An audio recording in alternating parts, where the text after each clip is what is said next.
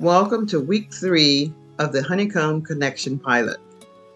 Before we begin this week's activity, let's take a moment to remember what we've already done. The Honeycomb Connection began as a 4-week creator growth pilot study. The purpose of the pilot is to test whether creators can begin building stronger communities by practicing real connections first. This is not about begging for subscribers. It is not about asking someone to visit your channel because you visited theirs. It's not even about saying, I supported you, so now you must support me. The Honeycomb Connection is about learning how to connect with real people in a respectful, thoughtful, and intentional way. In week number 1, the challenge was to connect with 3 people. You were asked to visit 3 creator channels that you did not already know. You selected content that genuinely interested you. You watched, you listened, or you even read the content with care. Then you left a thoughtful comment based on what the creator actually shared. You were not supposed to ask the person to subscribe. You were not supposed to ask the person to visit your channel. You were not supposed to ask for anything in return. Remember, the purpose was to practice connection without pressure. Week number 1 helped us begin with kindness, respect, and real interest. In week number 2, we moved into YouTube live chats. You were asked to visit at least one YouTube live chat and leave at least 5 sincere comments. You could greet the host. You could respond to something someone shared. You could thank someone for contributing to the conversation. And when speaking directly to anyone in the chat, you were encouraged to use the person's @name so they would know the comment was meant for them. After the live chat, you were asked to choose 3 people you noticed. You wrote down or saved their channel names. Then, during week number 2, you visited those 3 channels and left a sincere comment on one video when public content was available. The goal was simple: show up, speak up, connect up. Not sub for sub, but support with purpose. Now we are ready for week number 3. In week number 1, you practiced making a first connection. In week 2, you practiced becoming visible in a shared community space and identifying people you may want to know better. In week number 3, we're going to deepen the connection. This week is about watching, commenting, and connecting with purpose. The goal is not to collect more names. The goal is not to visit as many channels as possible. The goal is to slow down, pay attention, and begin learning more about the people behind the channels. Before moving forward, please make sure you have completed week number 1 and week number 2. Each activity builds upon the activity before it. You don't have to complete the weeks on the same schedule as everyone else. You are not late.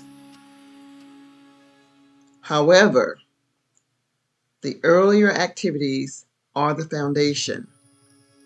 If you have not completed them, pause here, return to the earlier community posts, and complete those steps before beginning week number 3. The activities are not separate assignments. Together, they are helping us build a process for genuine creator-to-creator connection. For week number 3, choose 3 creators connected to the Honeycomb. You may choose creators you noticed during week number 2, or you may choose creators who participated in the Honeycomb community. You may also choose creators you have already visited once but would like to understand better. Visit each creator's YouTube channel. Choose one video from each channel. Select a video that genuinely interests you. Do not choose a video only because it is short. Please do not rush through the content simply so you can leave a comment. Be sure to watch or listen carefully. Pay attention to what the creator is saying, showing, teaching, demonstrating, or sharing. Your goal is to try and understand something about the creator. What matters to this person? What is this person trying to teach? What story is this person telling? What experience is this person sharing? What encouraged you? What surprised you? What helped you? What made you think? Your goal is to find something that is real and something you can respond to. After watching the video, leave a sincere comment. Your comment should show that you paid attention. Please, please, please avoid comments such as nice video, great content, let's connect, new subscriber, return the support. These types of comments don't show what you watched, what you learned, what you noticed, or even what you appreciated. Instead, mention something specific from the video. For example, you might say, I appreciated what you shared about continuing even when progress feels slow. That reminder encouraged me to keep working on my own channel. You might say, the way you demonstrated that process made it easier to understand. I especially appreciated the example you gave near the end. Or you might even say, your story about beginning again stood out to me. It reminded me that progress does not always happen in a straight line. You might even ask a sincere question connected to the content. Here's an example. How long did it take you to become comfortable using that method? Or, what would you recommend to someone trying this for the very first time? Your comment does not have to be long. It simply needs to be sincere, specific, and connected to the content. After leaving your comment, pay attention to whether the creator responds. If the creator responds or replies, return and continue the conversation only when appropriate. You don't need to force a long discussion. A simple response might be enough. Simple could be, thank you for responding, or I appreciate the additional explanation. You could even say, I'm glad you shared that. It helped me understand your experience much better. The true purpose is not to create an artificial conversation. The purpose is to acknowledge the person and allow the connection to grow naturally. Some creators may respond, some may not. Either way, we learn. We cannot control the outcome. We can only control whether we showed up with sincerity, whether we showed up with kindness, and whether we showed up with genuine interest. Real creative relationships are not built by copying and pasting the same message on many channels. They are built when people feel seen, heard, and appreciated.